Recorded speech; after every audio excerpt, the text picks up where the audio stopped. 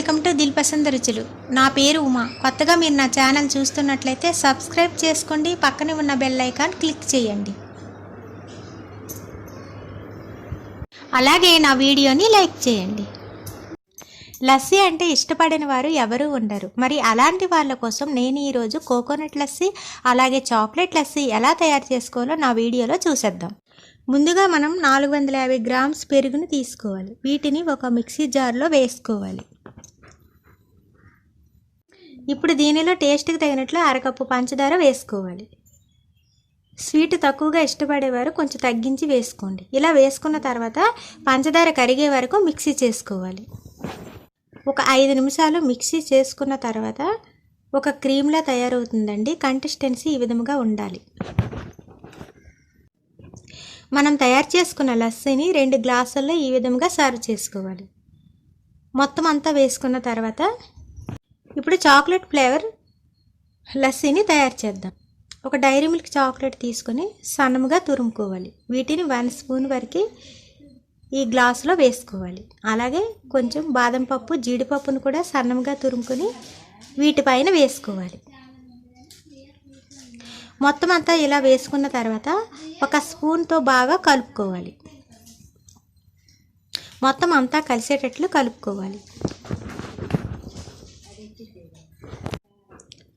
ఇప్పుడు వీటిపైన డెకరేషన్ కోసం మిగతా చాక్లెట్ తురుమును కూడా వేసుకుందాం. అలాగే కొంచెం బాదం తురుము, జీడిపప్పు తురుము కూడా వేసుకోవాలి. ఇలా వేసుకుంటే చూడడానికి చాలా అందంగా కనిపిస్తుంది. అంతేనండి, చాక్లెట్ లస్సీ రెడీ. ఇప్పుడు కోకోనట్ లస్సీ తయారు చేద్దాం. వీటి కోసం 1 స్పూన్ కోకోనట్ తురుము తీసుకుందాం. వీటిని ఈ లస్సీలో వేసుకొని ఒకసారి స్పూన్తో బాగా కలుపుకోవాలి. ఇలా కలుపుకున్న తర్వాత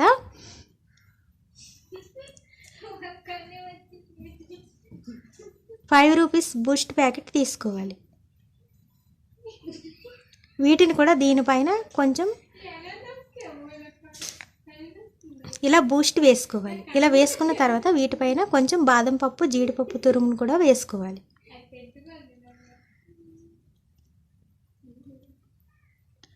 అలాగే పైన కోకోనట్ తురుము కూడా వేసుకోవాలి. మొత్తం అంతా ఇలా వేసుకున్న తర్వాత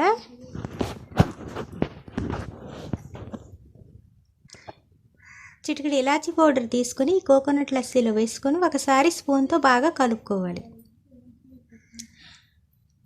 అలాగే 2 ఐస్ క్యూబ్స్ని తీసుకుని ఈ లస్సీలో వేసుకోవాలి. అంతేనండి, కూల్ లస్సీ రెడీ.